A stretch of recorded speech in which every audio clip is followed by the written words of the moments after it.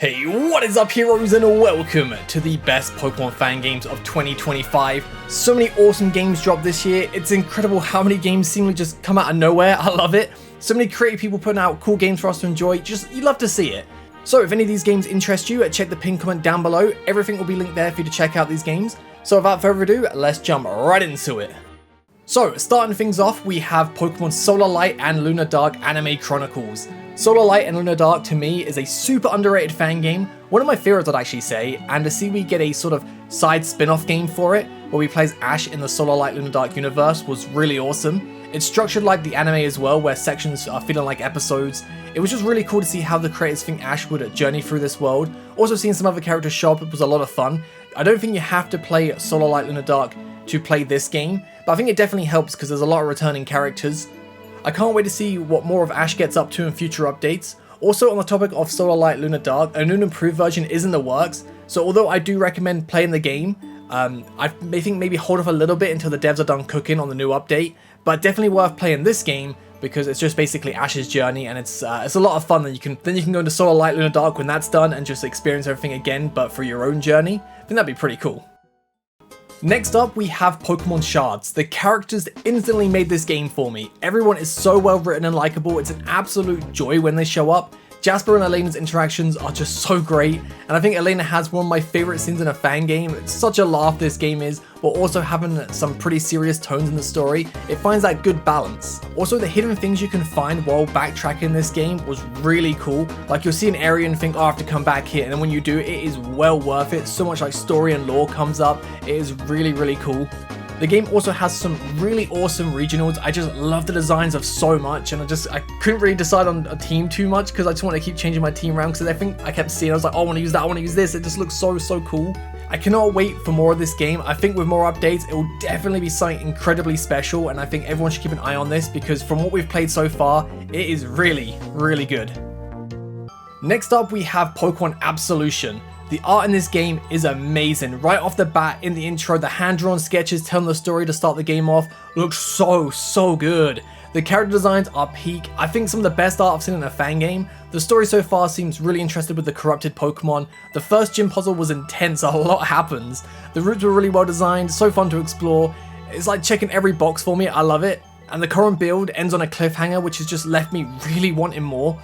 This may be short, but it really left a lasting impression on me, and I really think this is worth checking out now. Give some feedback, help make this one of the best fan games that can be, because from just the intro, it was absolutely incredible. It was just ticking all them boxes. It was so good, and I think if it just gets more and more updates, it's going to end up becoming up there with some of the best fan games.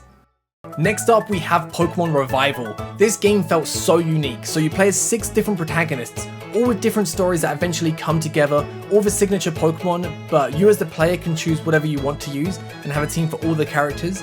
Again, I have to compliment the art because, wow, this game is beautiful.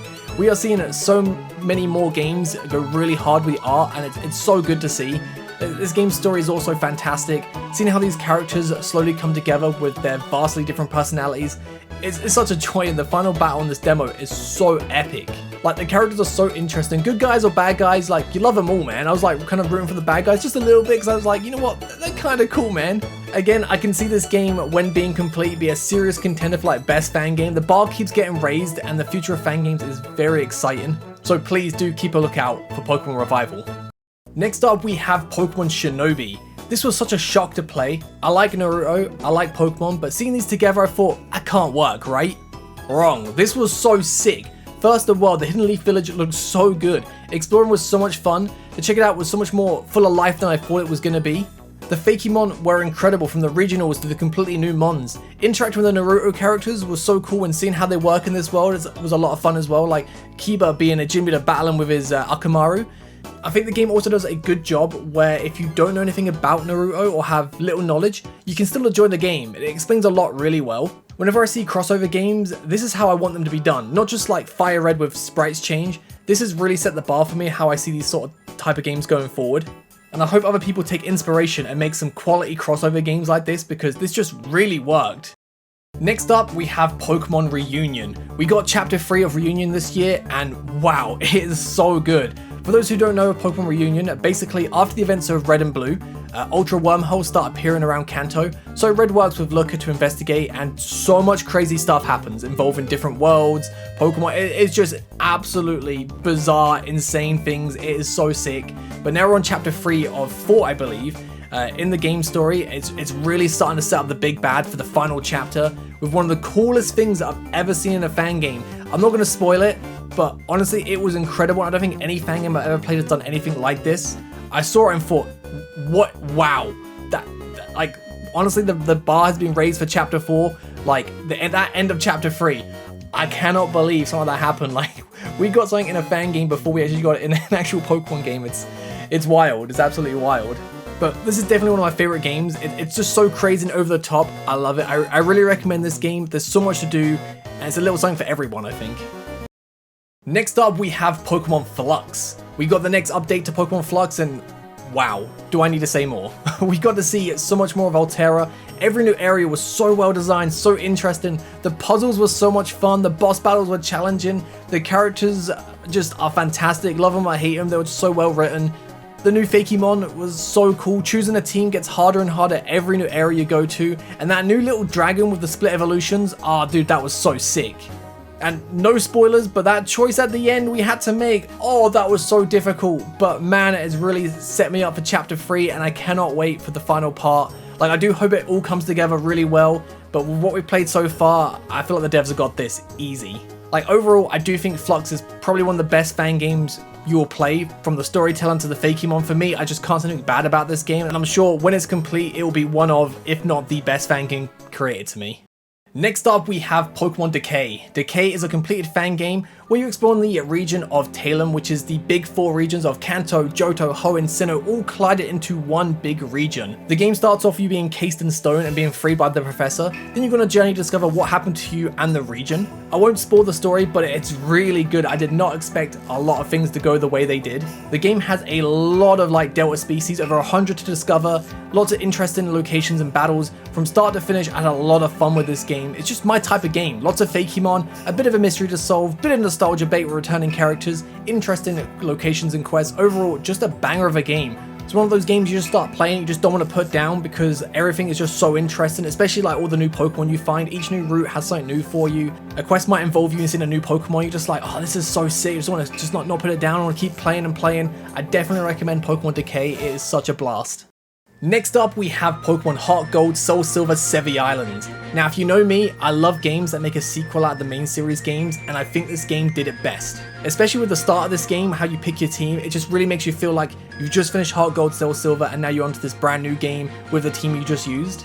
So in this game, you're continuing Gold's adventure, and it takes you through the Sevii Islands, and a lot of things happen, and it's just really interesting to see what happens to Gold through this journey. It is just so interesting, because it's not just the Sevii Islands you'll be exploring.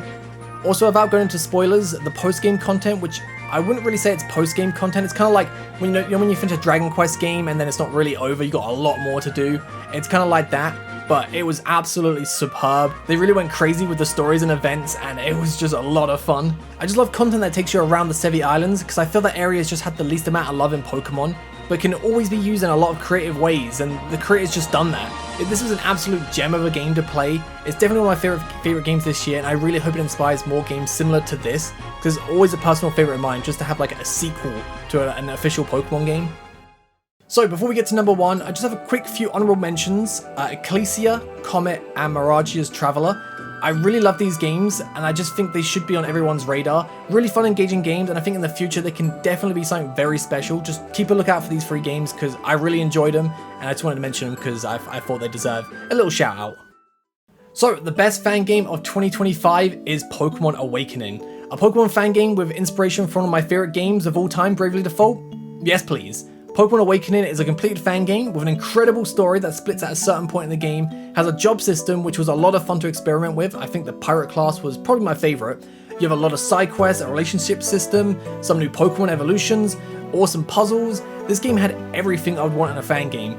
Also, like I mentioned about other games, this game has really good art. Honestly, a top 5 fan game for me. I believe a third path is also in the works, so that's definitely been another playthrough in the future. So, those are the best fan games of 2025. Let me know what your favorite fan game of 2025 was, Again, if you want to check out any of these games mentioned, check the pinned comment down below. Thank you so much for watching, and I'll catch you guys next year for the best fan games of 2026.